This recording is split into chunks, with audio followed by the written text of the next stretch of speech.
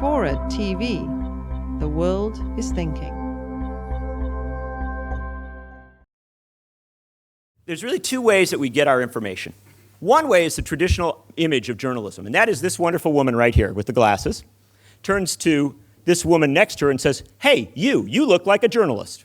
You've got the little tag, you got a pen and stuff like that. We've got a problem in my neighborhood. There's a toxic waste dump or something because the kids are getting sick, and I called the mayor, I called the state government, I called everybody, nothing is happening. You need to go write about it, journalist.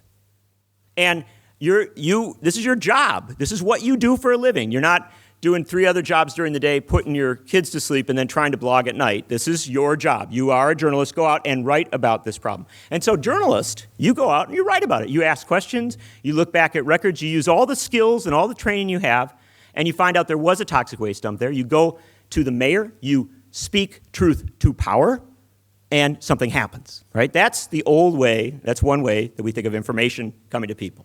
The other way is power speaks its truth to us.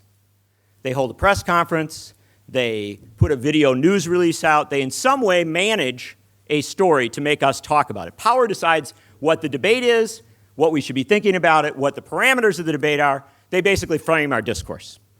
Pew studied how many stories came from traditional journalism model, how many from power speaking to us. It's bad news, folks. 86% of the stories were power speaking. Only 14% fit that traditional journalism model. And you think, well, wow, that's really rough for Baltimore. We studied cities across the United States. Across the United States, in 1960, we had 1 journalist for every 1 public relations person in the US.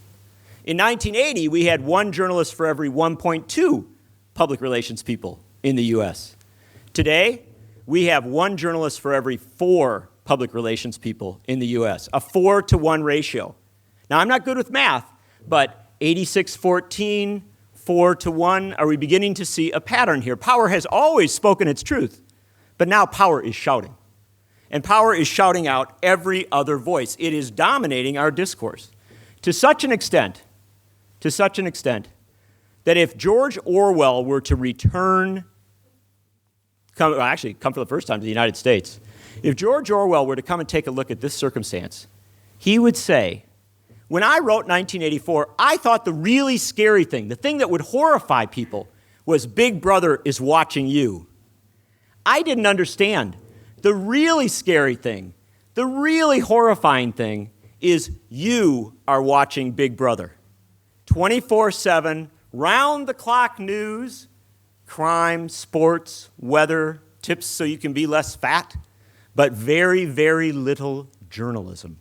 Very, very little of the information you need to govern your own affairs.